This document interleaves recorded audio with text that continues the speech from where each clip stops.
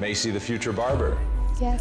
Are you still the future? I am. It's been a little over a year since you got your contract for the UFC on Dana White's Contender Series. How would you describe what life has been like? It's almost surreal. 10 years ago, I never would have imagined that I'd be sitting right here. There'll be moments in the day where you just kind of sit back and you're like, whoa, what am I doing here?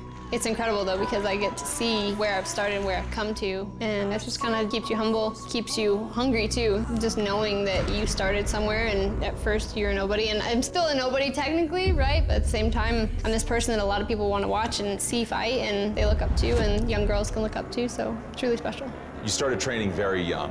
When do you remember falling in love with mixed martial arts? Well, like you said, I started when I was super young, so that's all I've ever known. About the time that I was like 15, I was a mess. And so my family friend was like, you should try CrossFit. That was like my first escape. I could train and I could go in the gym and I could completely immerse myself and not have to think about anything. And from there, I became the gym rat, and martial arts was still my life. And that being all that I had never known, I decided to start boxing and doing striking and jiu-jitsu a lot heavier than I already was. That was when I was like, all right, this is something I'm really good at.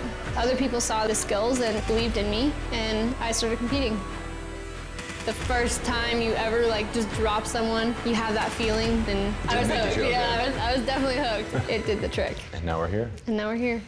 You win on Contender Series, you get the contract. What sticks out about that? That was a pretty amazing moment, and I think about that all the time.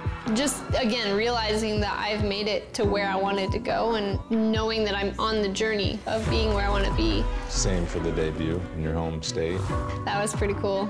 To have my whole family there and being able to have that moment of my first UFC fight in Denver, Colorado, where I grew up, was something I'll never forget. Barber smells blood in the water.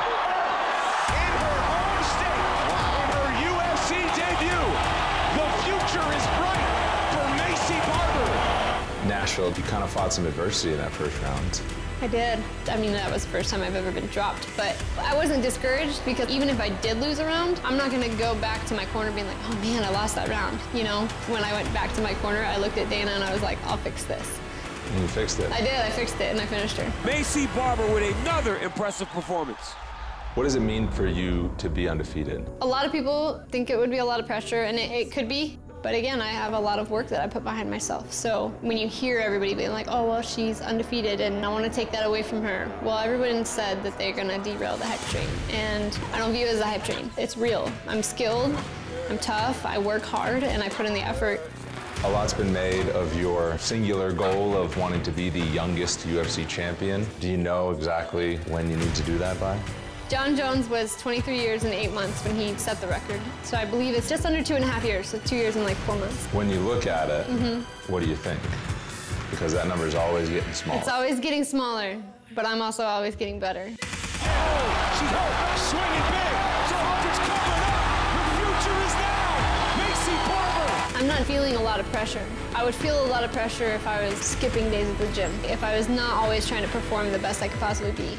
I'm constantly making steps towards that goal, and I'm doing everything in my capacity to break that record. I went from Colorado to Jackson Wink to Mark Montoya to Rufus Sport. I've been all over, and I seek out specific people that have the skills and the mentality, the drive and the desire, and I moved out to Wisconsin specifically for Ben Askren because I truly believe that he can help me attain this goal. My grappling's evolved, but that's something that I could improve on. So I needed the best wrestling coach that I could find, and I believe that he's it. Have you thought about what happens after January of 2022? What then drives you? I don't want to just be a fighter that just goes out and fights. That's not a big enough goal. I was the youngest person on the roster. That was a big deal for me. Now I'm going after being the youngest person to hold a belt. Then it's how many records can I set within the sport? And those are just goals to keep you hungry, but this is an important one because I know that it's an attainable goal, and